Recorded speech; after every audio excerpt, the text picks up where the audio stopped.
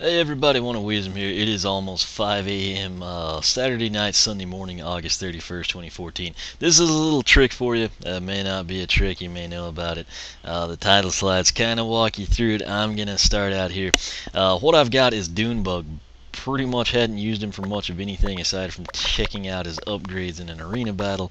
As you can see right there on Mage Rivalry, defeat a total of 25 Ranged Cyclops. He has 0 of that. That means nothing done.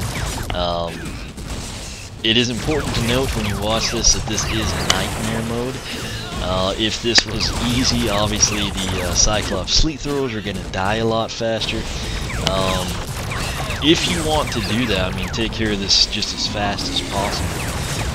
Obviously crank back the difficulty, but you have to be super careful. The Vortex Geargolem will still be hardy, but I mean, it's one of those things, just a couple of miss-hits, and you will kill the Vortex Geargolem, and you do not want to do that in this case. You want to keep him around unharmed, and you kind of get a feel for what I'm doing here.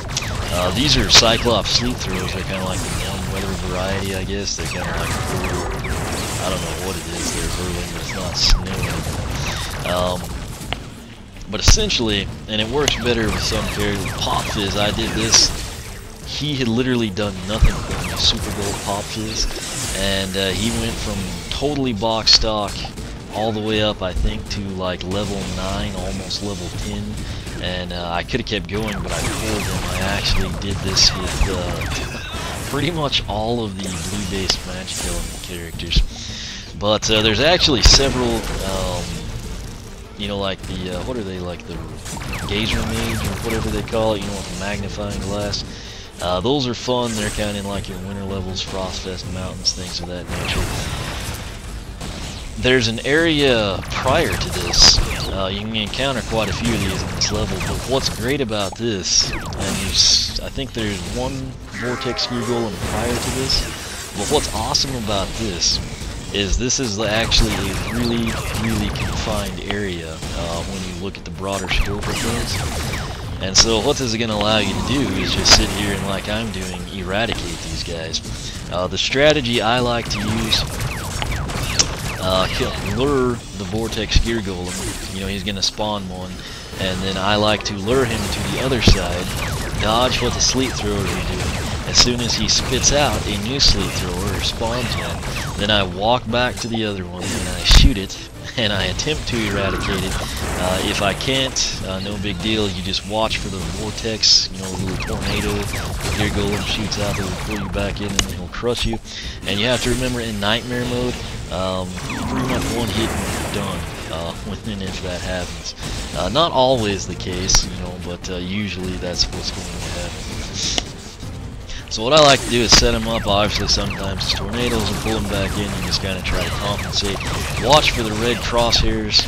Not technically crosshairs, but you know what I mean. The red circle.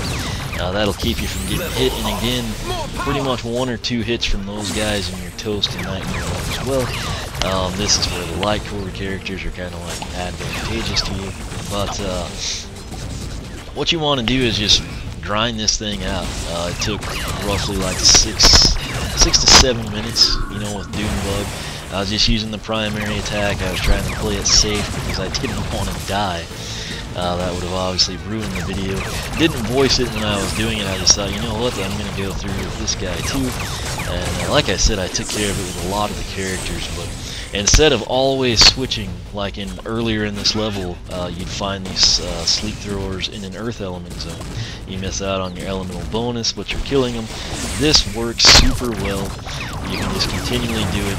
Now, if you want to level up your character and knock out the quest, go with Hard or Nightmare. Obviously, the harder, you know, you make the difficulty, the greater dividends it pays in XP. On the flip side, if we were in easy, I would have been done with this, provided I didn't kill the Geargolem, which you saw me just hit him 2 times a second ago. That's not good. That's where it's nice to have it on Nightmare mode. It kind of provides you safety from that. You can tell how hard it is to kill the Sleetthrowers, so that gives you an idea of how hardy the Geargolem actually is. But again, you kind of see me right there, just luring him away. Now I've got it positioned. I've got the Sleettthrower on that side, one on this side, If I can't kill this guy, I just kind of position him wherever. Always be leery of two things. The Geargolem's Tornado or Vortex that will pull you back, and then of course your Cyclops Sleetthrowers crosshairs. So, but this works really well in Nightmare mode.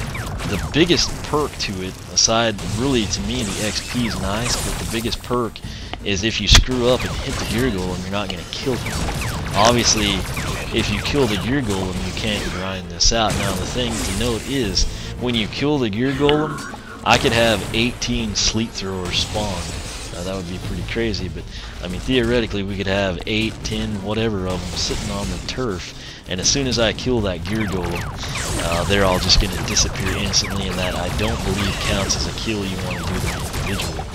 But this, like I said, if you're in story mode, there may be instances, you know, in some arena challenge or a bonus mission where you could also do this fairly easily. I haven't played all those, so I don't know, but in story mode, Shipwreck Island, this works awesome. The characters that I didn't get it taken care of, I'm going to come back in, and next time I play, I'm going to crank it out for them.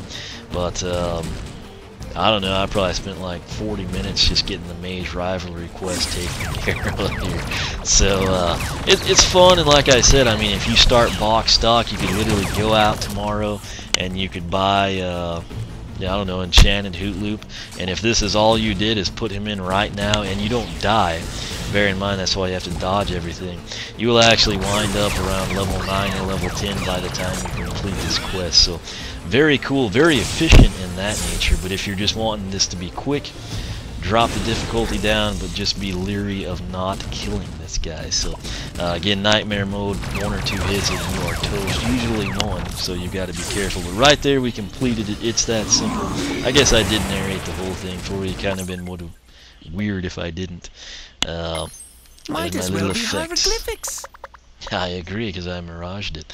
But right there you can see how simple that is, and then we bumped them up to bronze.